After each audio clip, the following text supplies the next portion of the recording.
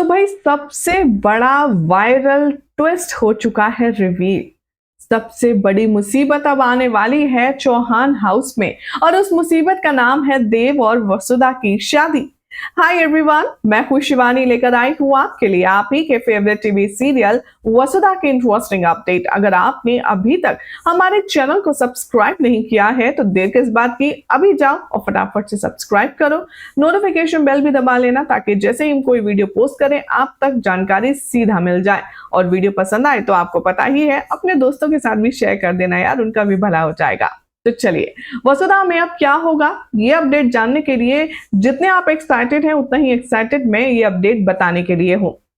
अभी तक की कहानी में आपने देखा कि जो हनुमंत है वो अपनी बेटी से खफा, नाराज, बहुत ज्यादा उदास घूम रहा है। अब यहां पर कह चुकी है वसुधा कि अपने होने वाले पति यानी कि देव में से और अपने पापा में से उसने पापा को चुना है। इस बात से हनुमंत को थोड़ा सा सेटिस्फेक्शन है। अब हनुमंत ने शर्त रखी कि वसुधा अब तो मेरी बात तो मान रही हो तो साथ में मंगलसूत्र भी उतार दो। लेकिन वसुधा कहती है कि चाहे जो भी कुछ कर लो, मंगलसूत्र तो मैं नहीं उतारूंगी, क्योंकि ये देव सर का रक्षा कवच है, कोई प्यार की या शादी की निशानी नहीं। वेल चलिए, अब हनुमंत ने यहाँ पर इस बात पर भी कॉम्प्रोमाइज किया। लेकिन अब देखेंगे आप कि हनुमंत वसुधा से रिक्वेस्ट करते नजर आएगा और कहेगा कि हम ये शहर, ये घर, ये नौकरी सब छोड़ देते हैं। वसुधा यहाँ पर उस बात के लिए भी मान जाती है, लेकिन तभी वहां पर आ जाता है देव। देव आएगा वहां पर और कहने वाला है हनुमंत से कि आप कहीं मत जाइए, मासा हमारी शादी के लिए मान गई है। जी हाँ, यही वर्ड्स होने वाले हैं देव के, और ये सपने की तरह होने वाले हैं वसु के लिए भी और उसके बाबा के लिए भी और मेरे लिए भी। देव यहाँ पर इतने कॉन्फिडेंस से हनुमंत से कहने वाला है कि मैंने मासा को मेरे और वसु के बारे में बताया है और वो शादी के लिए मान गई है। अब भाई हमारे हनुमंत को और क्या चाहिए सिवाय इज्जत के उसकी बेटी को ब्याह करके बड़े घर में लिए जाए। हनुमंत भी यहाँ पर अपने डिसीजन को चेंज कर देता है और वो शहर छोड़कर वसु को लेकर जाने से रुक जाता है। अब अगली इंटरेस्टिंग ट्विस्ट आप देखेंगे कि जब दिव्या और अनी और यहाँ पर देव आपस में बात कर रहे होंगे, अविनाश साथ में बात कर रहे होंगे, तो इन सब की बातें सुन लेगी वसु और वसु को पता चल जाएगा कि देव ने उसके बाबा से जो वादा किया है कि उसने और अपनी और वसु की शादी की बात मासा से कर ली है वो एक झूठ है, ताकि वो वसु को अपने से दूर ना जाने दे। और जैसे ही वसु ये सुनती है उसके होश हो जाते हैं, उसका दिमाग आउट हो जाता है। वो कहती है कि आपने मुझसे झूठ बोला, ये सही नहीं था, मैं जाकर के खुद अपने बापू साहब को सब सच बता दूंगी। देव यहाँ वसुधा से रिक्वेस्ट करता है और वो कहता है कि मैं नहीं चाहता कि मैं तुम्हें खोऊं या तुम कहीं जाओ, इसलिए तुम्हें इस झूठ में मेरा साथ देना होगा। वसुधा कहती है कि ठीक है देव साहब, आपके पास सिर्फ कल तक का समय है। अगर आप कल तक देवी हुकुम को हमारे रिश्ते का सच बता देते हैं तो मैं किसी से कुछ ना कहूंगी, लेकिन अगर आपने सच नहीं बताया तो फिर मैं बाबा को पूरा सच बता दूंगी। अब यहाँ पर करेला ऊपर से नीम चढ़ा और हो जाएगी बात, क्योंकि इन चारों की बातें अब सुन लेंगी हमारी चाची जी।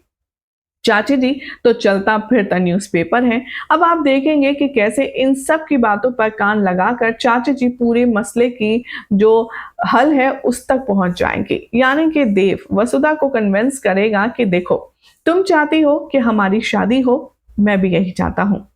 फर्क कितना है, तुम चाहती हो कि हमारी शादी में मासा का आशीर्वाद और उनकी रजामंदी शामिल हो, तो इस बात का मेरे पास एक सोल्यूशन है। वसुधा को देव कहता है, कल के दिन मासा सामूहिक विवाह करवाती ही है, कई सारे जोड़ों का, गरीब परिवारों का, तो क्यों ना हम उसी सामूहिक विवाह में अपना पार्टिसिपेशन लिखवा लें और हम भी उन नवविवाहित जोड़ों की तरह शामिल हो जाएं मासा का आशीर्वाद लेने के लिए, जैसे कि बाकी सब लेते हैं। वसुधा को ये प्लानिंग थोड़ी सी फ्रूटफुल लगती है। वो कहती है तो ठीक है, शादी कल के कल ही होएगी। और वसुधा कहती है कि आप और मैं बाकी लोगों की तरह यहाँ पर शादी करेंगे और फिर मासा के पैर भी पड़ेंगे, और देव भी इस बात के लिए मान जाता है। अब ये खबर चाची सीधा जाकर के देने वाली है हमारी चंद्रिका हुकुमसा को। चाची जाएगी चंद्रिका के पास और कहेगी कि भाभी सा, कल जो आप सामूहिक विवाह करवा रही हैं, उसमें क्या देव और वसुधा का भी ब्याह हो रहा है? और ये सुनकर के चंद्रिका जमकर लताड़ेगी चाची को और कहेगी कि तुम्हारा दिमाग खराब है। यानी कि चाची तो समय रहते चंद्रिका को सब कुछ बताएगी, लेकिन वसुधा को इस बात पर यकीन माफ कीजिएगा, चंद्रिका को इस बात पर यकीन नहीं होगा और वो चाची को लताड़ देगी। अब शो का नया प्रोमो जारी हुआ है। अब यहाँ पर दिखाया जा रहा है कि सामूहिक विवाह की शुरुआत से पहले चंद्रिका सबको बधाई देती है और कहती है, आज के इस खूबसूरत दिन पर आप सबको हमारे आशीर्वाद से एक नई जिंदगी, एक नया हमसफर और एक नई शादी की जैसे पवित्र रिश्ते में बंधने का समय मिल रहा है। चलिए हम प्रक्रिया शुरू करते हैं। और जैसा कि इन लोगों ने प्लान बनाया था, सामूहिक कपल्स में देव और वसुधा भी शामिल होने वाले हैं। और जब बारी आती है इन लोगों के पैर छूने की, तो वसुधा बहुत ज्यादा डरती है। वो कहती है कि मेरे को हुकुम साहब से झूठ बोल करके बिल्कुल भी अच्छा नहीं लग रहा है, मुझे ये शादी ऐसे मंजूर ना थी, लेकिन देव साहब आपके लिए मैं ये भी करने को तैयार हूँ। अब वसुधा को तो आशीर्वाद मिल जाता है और जैसे ही चंद्रिका देव को आशीर्वाद देने के लिए सर फहराती है, हाथ फिराती है सर पर और देव उठता है, उसे हल्की सी झलक देव की नजर आती है और उसका दिमाग घूमता है। लेकिन अब पछताए होत क्या जब चिड़िया चुग गई खेत। चंद्रिका जी, आपको अगर अब पता भी चल जाए कि देव और वसु हैं इस शादी के मंडप में, तो आप कर क्या लेंगे? मेरा मतलब है आप उखाड़ क्या लेंगे, क्योंकि शादी तो हो गई, वो भी आप ही के आशीर्वाद से, मंत्र भी पढ़ लिए, 7 फेरे भी ले लिए। इन शॉर्ट अब कट चुका है चंद्रिका का।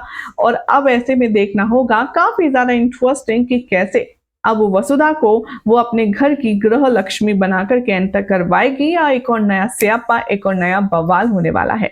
क्या लगता है आपको? कमेंट कीजिए, चैनल सब्सक्राइब करें, नोटिफिकेशन बेल दबाएं और देखते रहिए सीरियल स्यापा।